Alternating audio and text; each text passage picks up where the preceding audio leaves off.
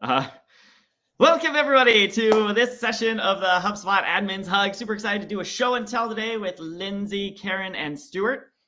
So the idea here is that admins, you're all doing clever things in HubSpot, solving problems, making things work. And what makes that even more valuable is when we can come together as a community and share those learnings so we can all improve together. So that is the plan for today. It's an experimental thing. First time we've done it. We would love your feedback on how we can make this more useful in the future. I would love to make this a recurring event. But with that, I think that's plenty of intro. I don't actually know who's going first. Lindsay is going first. I will kick it over to you. Thanks, Kyle. And again, congratulations from the entire HubSpot fam.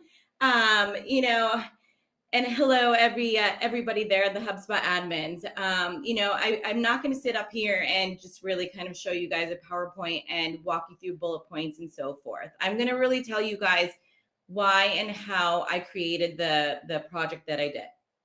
So I created the HubSpot onboarding playbook, and the HubSpot onboarding playbook is really born from a need that I personally needed and that I thought you guys would all love to use. So let me show you guys a little bit about really what I am talking about. So you guys have probably seen my nonstop LinkedIn posts, my Slack channel messages, and so forth. This project is kind of like my baby. I'm not going to lie. We spent over 1,000 hours completing the first version, about 7 months of nonstop interviews and nonstop conversations and videos and so forth. But it was really born because I personally am a very visual person, and I also really like to have check boxes where I can check things off the list. And so what I did was I created with 2 ex-HubSpotters. One was actually on the implementation team, this playbook. And for me, like I said, having a very visual checklist is very important. So what we did when we started this off was we created a checklist of all of the tasks. There's, for the Master Sales Enterprise checklist, there's 152 tasks. There's 99 total slides in the playbook, tons of information, tons of visuals, tons of videos, tons of certifications, tons of academy classes, all together in one place. HubSpot is incredibly great with giving you a lot of information, but in reality, it's kind of spread over a certain couple of places. And so what we really did was we brought everything together and we put it in one place. So as I said, I'm a very visual person. I really like to be able to see lists. I like to see screenshots and so forth. So that's exactly what we did. Inside of the checklist, there's links to a playbook. And the playbook will show you, the top 5 workflows, the top 10 reports, the top dashboards to use. And we actually have visuals to these workflows and the reports and so forth, what the enrollment triggers are, what the data you need to filter are. We have all of that information visually there to show you. Again, what we also have was, the academy lessons, the certifications, and knowledge articles. So this is just a little bit of a glimpse into the checklist. But what you will see is, all of the links to the knowledge articles. You'll see the input from, oh my goodness, I've been doing it since 2014. All of the input from all of the experience and the client feedback and the over 100 onboards that I've done since then, all added into this checklist too. So within this last version, so Q1 really, we added the certification and the academy lesson tab where it will show you. So if you got the sales enterprise, we have all of the associated certifications with that. We have all the associated academy lessons with that. So it's really under one specific umbrella, as we say.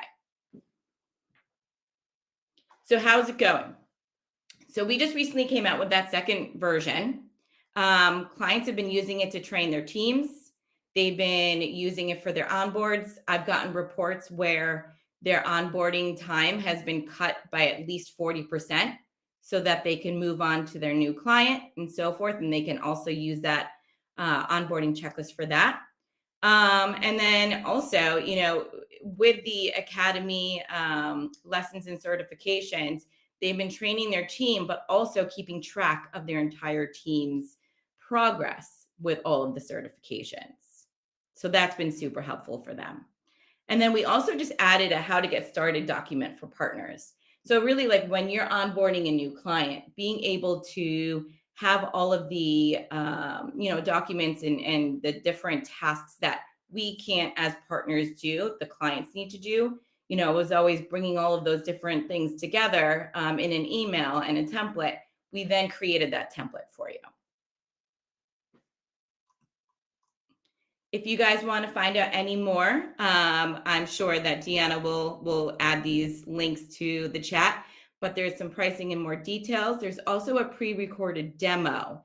I know you guys don't really want to sit here and go through a demo, nor do I right now, in the sense where I could do it for an hour. But we have a pre-recorded demo, so anybody can take a look at that. It's about 10 minutes long.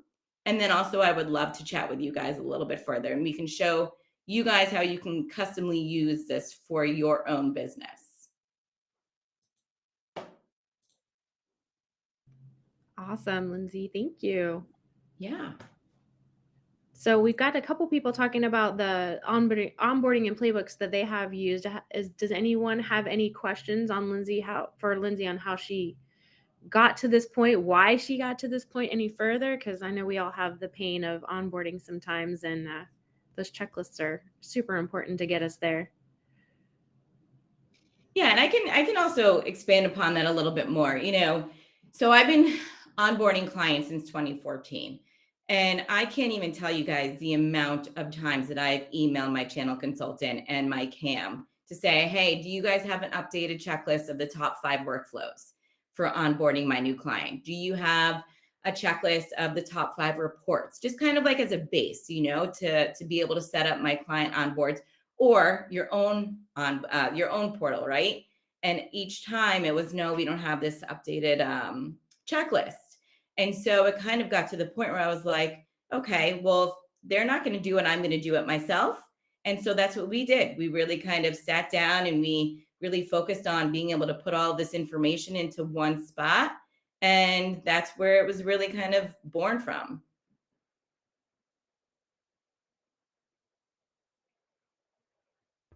Very awesome. Thank you, Lindsay. I was going to let you do it. Go ahead, Kyle. I can do it. That's awesome. Thank you so much for sharing that. Sure. I believe strongly in checklists, and I think a lot of times things we do as admins are very much about process, and it's not things that necessarily live in HubSpot, but a deck or a spreadsheet can go a long way in helping us actually make sure HubSpot is being used to its full. That's definitely, I appreciate you sharing that and making like the demo and stuff available to everyone. I still don't know who's next though. Is up next? Karen. Yeah, that's me. Hi, everyone. So I'm Karen. I'm the CEO and co-founder of Their Marketing. We are a HubSpot Platinum partner. And today I want to share with you an app that we developed that basically came up as a solution to one of our customers, a very big and important one, a very innovative project that, as I shared with Deanna this week, HubSpot were a bit concerned to take this project, but I'm not the person to say no. So basically, one of what he wanted is to be able to send SMS messages, which to most of you that come from international, not an Israeli-based company, seems very easy and natural. To all of us located here in this small country called Israel, this option wasn't available. I mean, it was available, but it was very, very costly because we needed to use an international provider like, you know, EasyText or Twilio or all of those. And we knew that this was not an option for this customer. So basically what we did is we decided that we need to develop an app.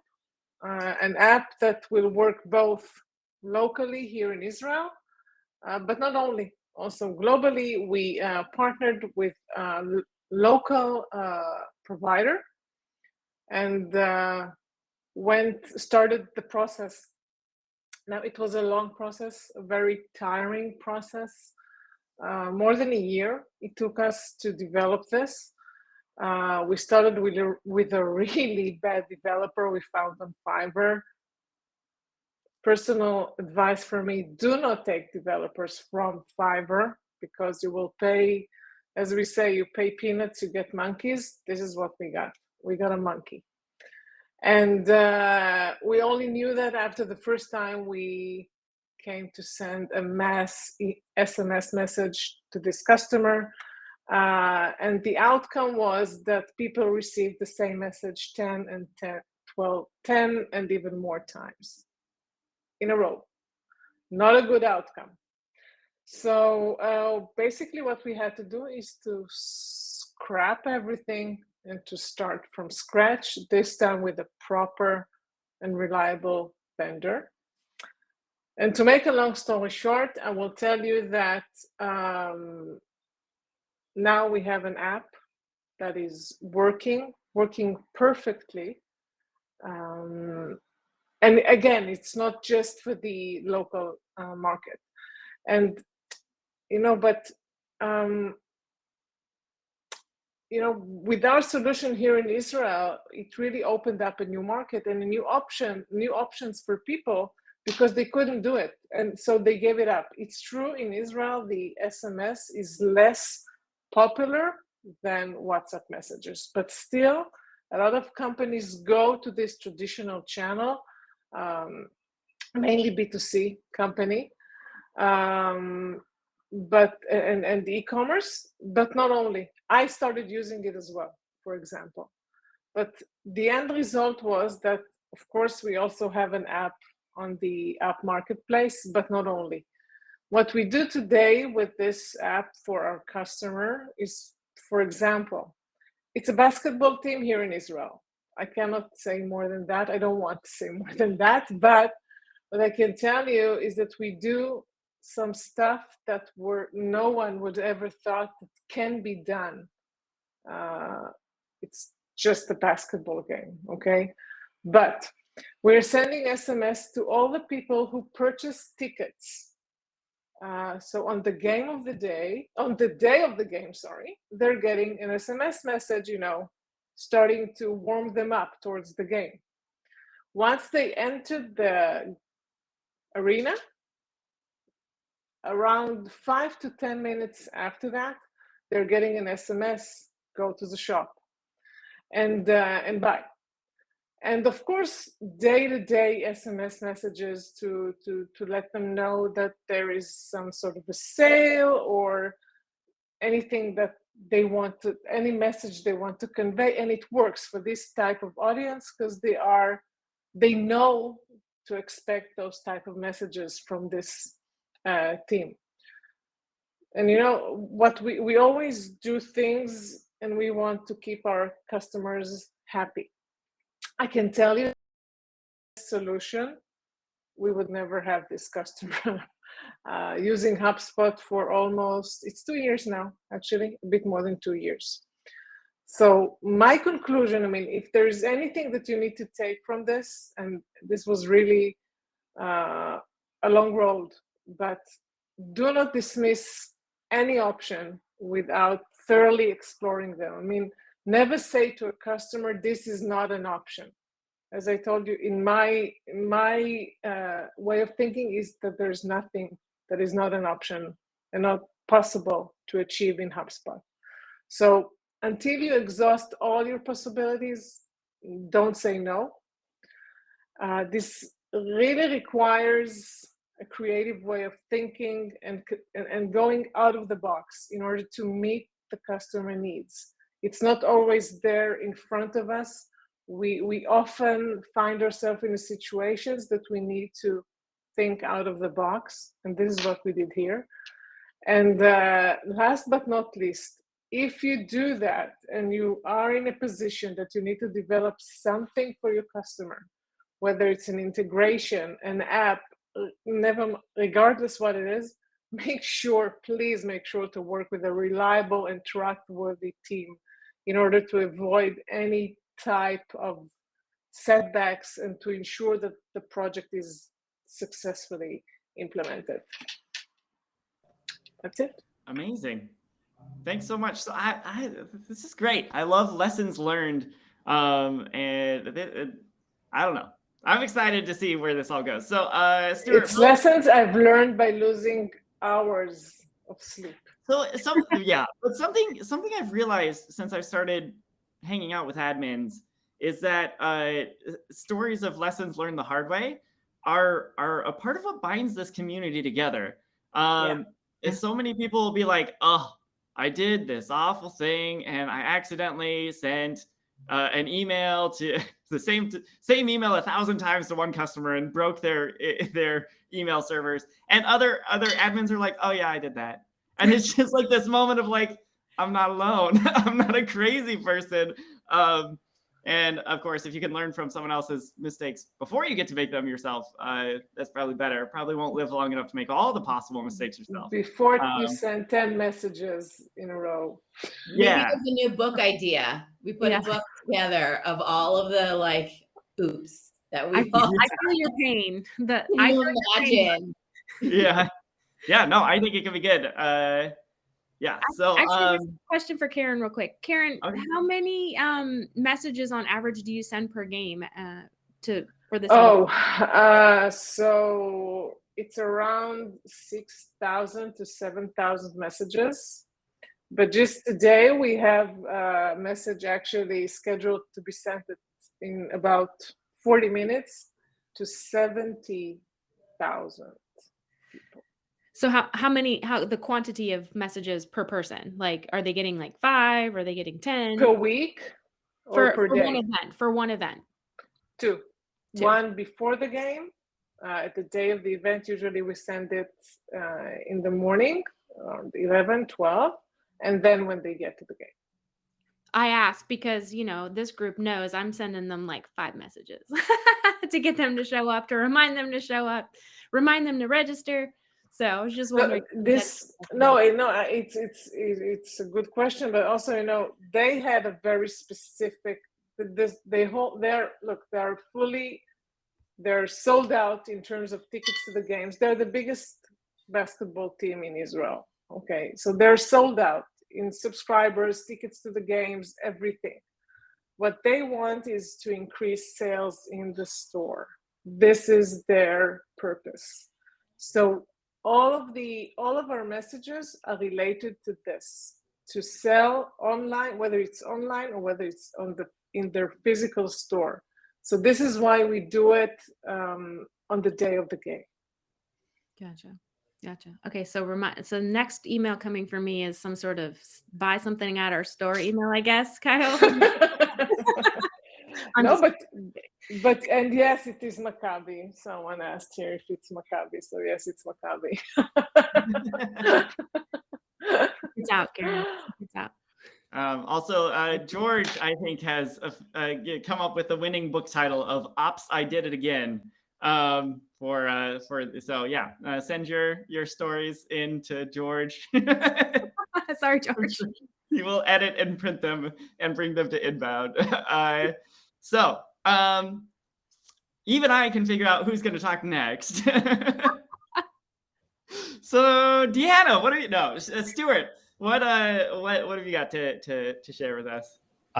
So speaking of things that don't go right the first time, I've been working on this renewals and like what do you do with deals post the initial sale in HubSpot? How do you manage that process?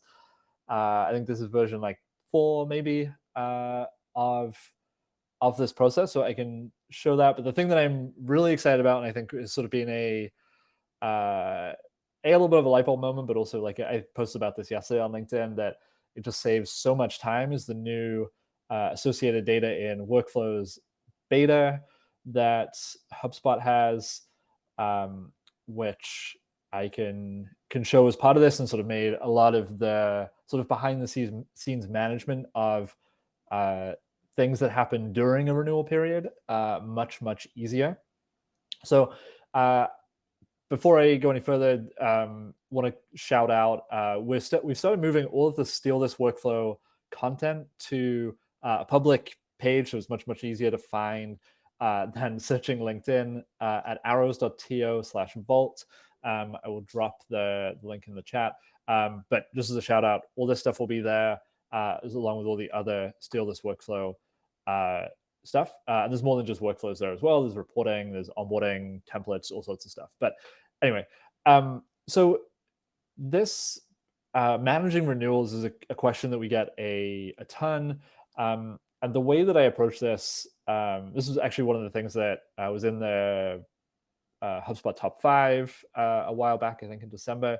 But essentially created a whole separate pipeline for renewals. And you could absolutely manage renewals in one pipeline, and then upsells, cross-sells, expansions, all those kinds of things in a separate pipeline, just for, simplicity, and also because I kind of like the new deal tags in HubSpot. I kept them together in one pipeline. But essentially the way that this works is when a deal moves to closed won in our sales pipeline, a sort of initial sales pipeline, we have a workflow, which I can go and show you, that moves it, where did it go?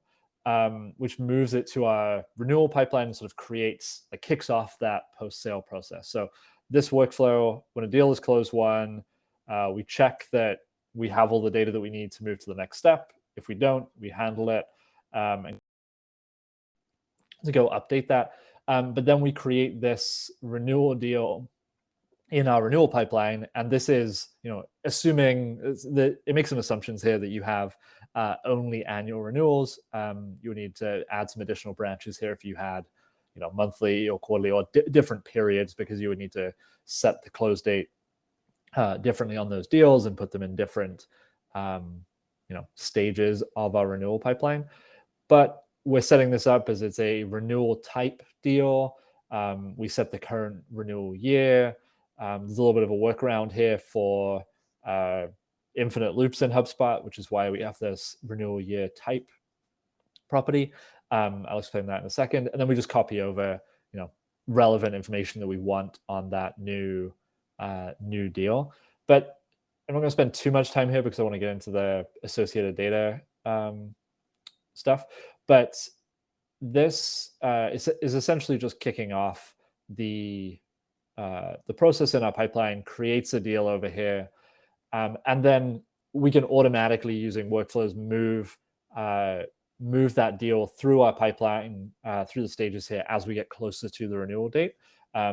So if you wanted to, you could have this be a read-only pipeline, and it's essentially its only purpose is just tracking revenue and sort of triggering, kicking off playbooks when you get to a certain point in the journey, or customers are at a stage. But we know that often customers will have things change, or will be sold additional things, might potentially have a contraction during the renewal period. So to get into that a little bit, we have this column over here for in-period changes, and you'll notice that we have a couple of closed won deals which are not renewals. So we have contractions, we have upsells, and we have expansions. So I want to show the workflow that is sort of managing all of that. So those deals would be created manually by a rep.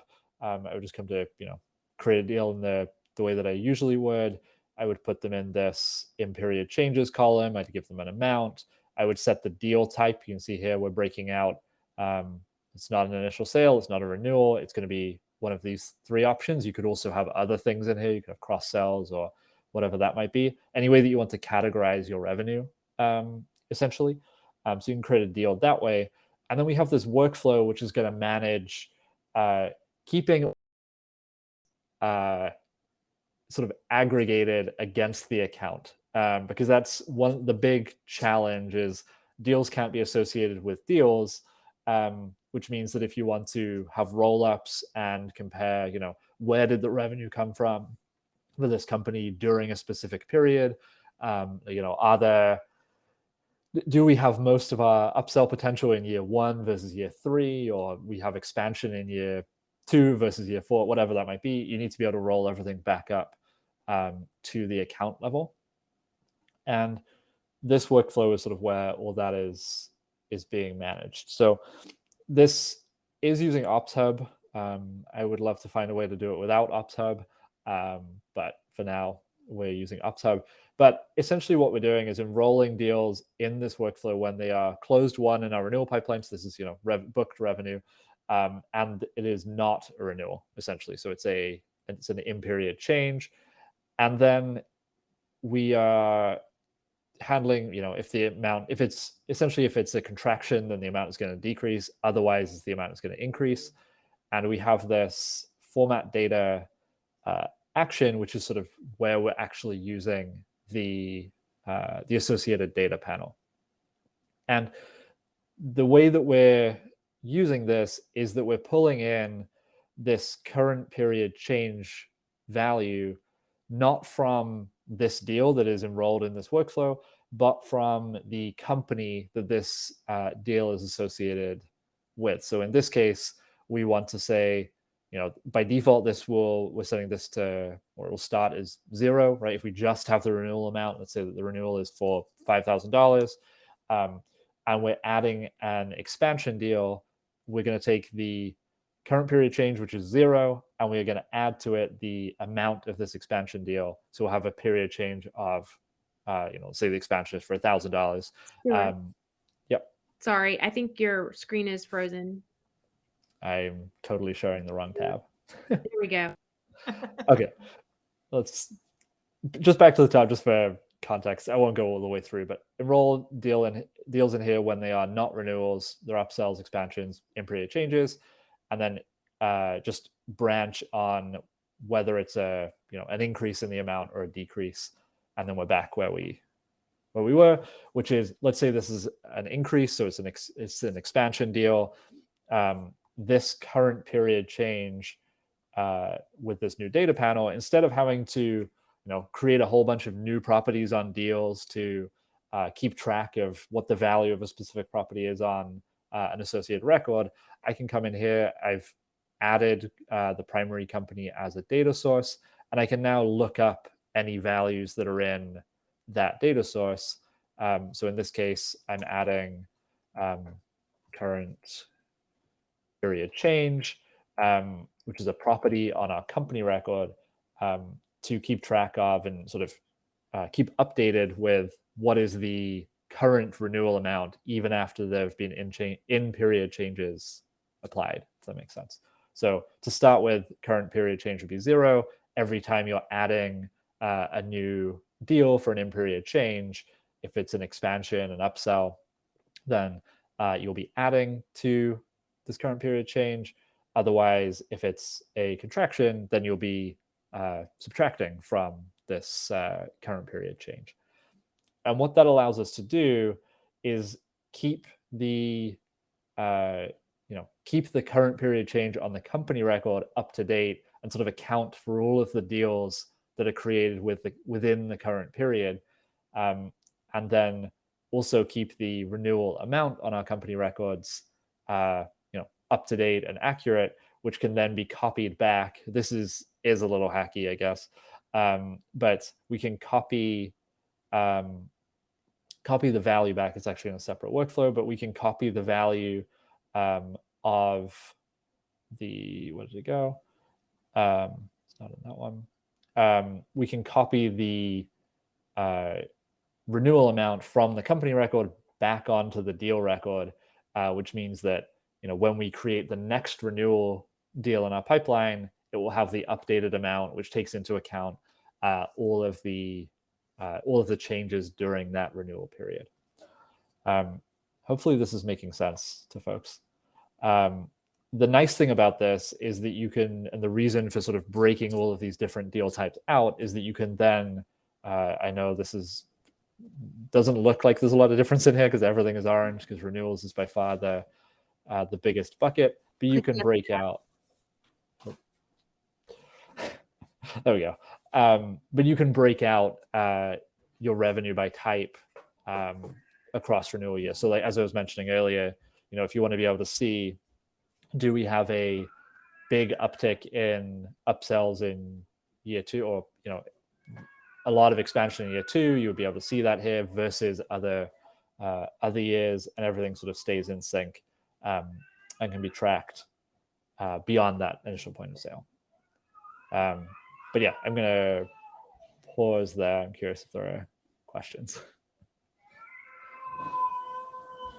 If there are questions, yeah, please share them. Also, we have time. I would love to try some on the fly show and tell. Yeah, show and tell. If anyone, that is not my baby crying, actually. It's my baby crying. Sorry. We can have a baby show and tell now. We can have a baby off. He just woke up from a nap.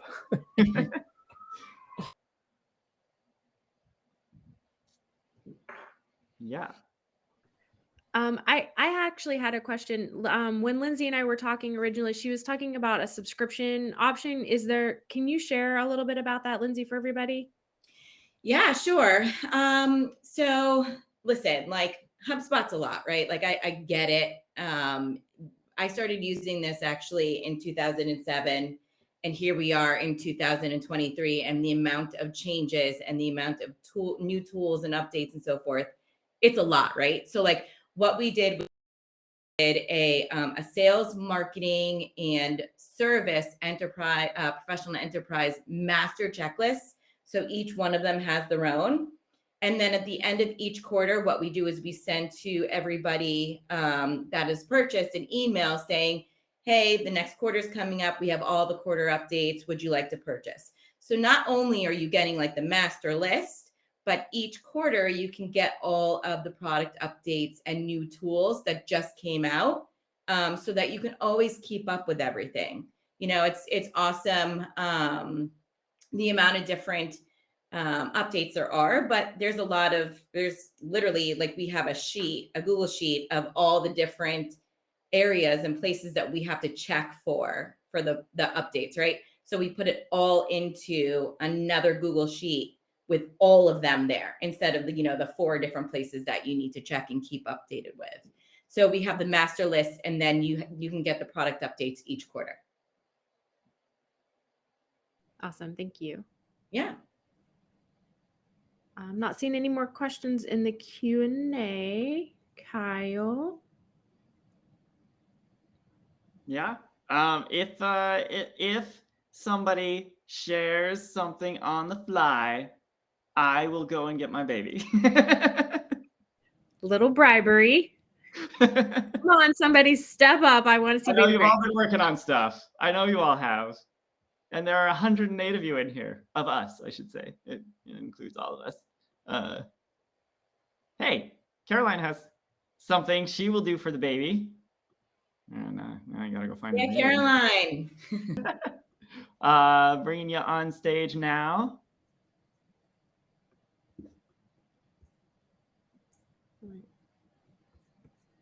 Be on care. There we go. Mm-hmm. Hello. Hey, Thanks everyone. for being a free volunteer. Hi, friends. I always say that. I use the Kyleisms, the hi, friends. Mm-hmm. I do daycare pickup, drop off. I'm always like, hi, friends. So now it's my tagline. Yeah, so I shared one. I submitted it for top 5 on Sprocketeer too, but I work with web strategies, and we specialize in manufacturing clients and credit unions. So very different, 2 different verticals. But we have used a lot of automation for new member onboarding and then a really cool thing we've done is combining information from an outside LOS, which is a loan origination system. So it's when someone applies for an application, then it goes through the approval process, then if it gets funded or not funded. And so we're bringing some of that data in through a middleware and able to bring that into the sales pipeline as a deal information. So we're using the sales tool, not so much for sales, but more so proving marketing ROI by bringing in that data, because we can see who interacted with a form or a landing page or an ad, and then we can associate that with a deal from the loan origination system that attributed to a funded loan. And then we can, the credit unions predetermine an average revenue for each product line. So they've set, their finance team knows the average revenue for a vehicle loan, the average revenue for a mortgage. And so that's the actual revenue for the credit union. So if I can, am I able to share my screen? Should be. I can just start and stop video. I'm just looking at the little caret next to the video icon, and all I see is the camera option. But what I could do is try to chat it to someone that... You can chat it to me and I can share it. Okay. Let me open this up. Teamwork. I don't know why you can't share. It's okay. Technology. We adjust. Parenthood has taught me that. We make plans, we try to have them follow a process, and then we adjust. So let's see here. Get into their HubSpot portal. But essentially so we're combining the power of, the middleware data integration we're getting and bringing that information to the deal pipeline, and then using workflow automations to assign an average revenue. And then we are then stamping that average revenue and using a continually increasing the member value. So what you could see on the report is, the cumulative value that member has brought to the organization based on closed product deals. Let me see if I can DM you, Lindsay, with that. Yep. Let's see. I don't know if now it's not letting me DM or anything. I can do an existing one for Deanna. See if you could do it. Yeah, that's fine. Yeah, I'm not getting anything from you. I got it. Got it. Okay. Let me log See in. if you can open that. I'm not sure because you don't have portal access. Yeah. Yeah, But we've created all these cool charts. See if I can download the PDF and then pull that up. Problem solving IRL. Could also try turning off presenter mode and turning it back on. It sounds crazy, but stuff like that works in Bevy. Oh, does it? Yeah. Oh, now I got share screen. Yay, look at that. Something worked. Something in the universe worked. All right.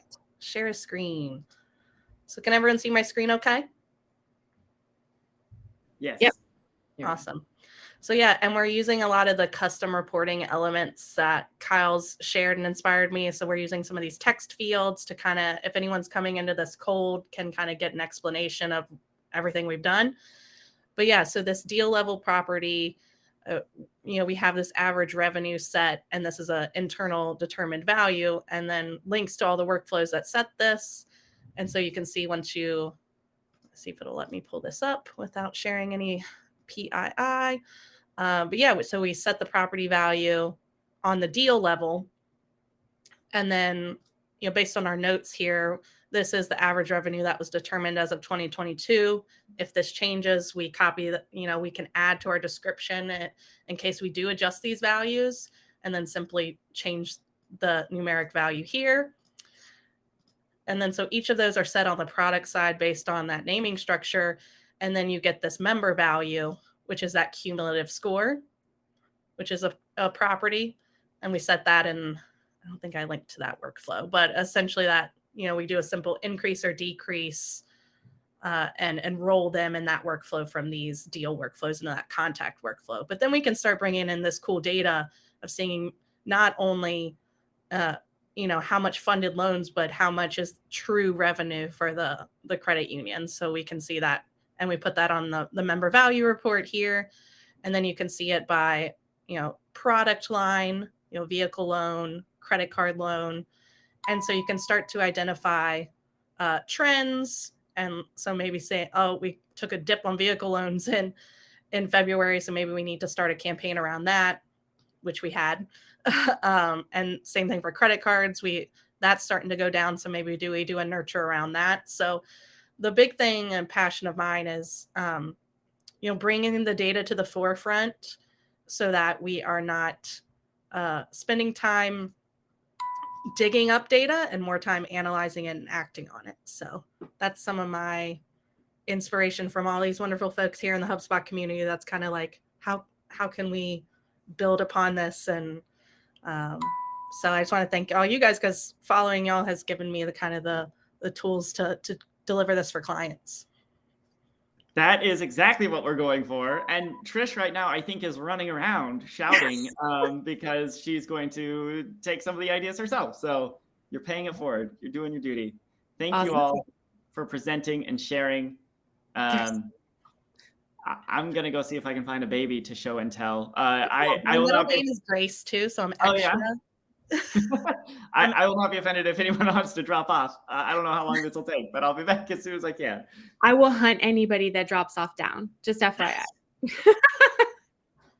No, I'm like goo goo gaga over your dashboards over here. I'm like, okay, yeah, I need to go. I'm feeling inferior at the moment. So I can't be the only one that's going to go out and create a dashboard. Come on, guys. Like, seriously, you saw that. You saw how gorgeous that was. Like, I have to agree. Caroline's pretty awesome. Yeah. Not even just from now, but from other things that her and I have had conversations about. She's pretty awesome. Yeah. So I may be hitting you up for the admin hug dashboards so that I don't have to do them. Hmm. No, that's why I was like, I hope the screen share could work, because I can't explain that, but it's cool to us that get it. I think, like, my husband rolls his eyes, but I'm like, some people think this is really impressive. Okay.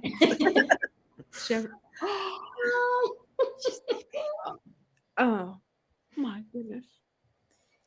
Okay, don't take any offense to this, you guys. I'm kicking you off as presenter so that baby can be bigger on the screen. I love you all. Thank you very much. Thank you.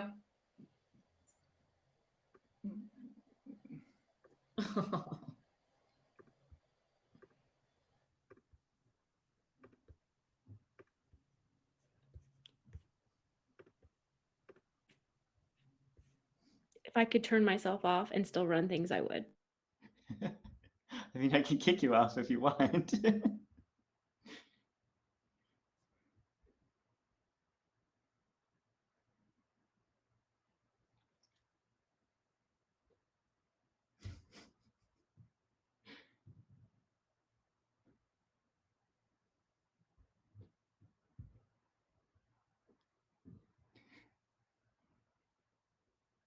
Well, they're so nice.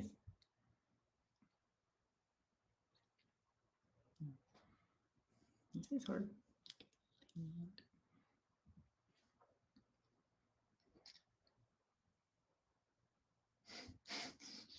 She is out. Anyway, we can end the event there. Thanks everyone for being here. Okay. If all the presenters could just share their contact information in the chat, so anybody who just wants to stare at the baby can look at that later. I will share it all out in the future. Yay. My favorite hug ever. Totally worth all of it. Absolutely.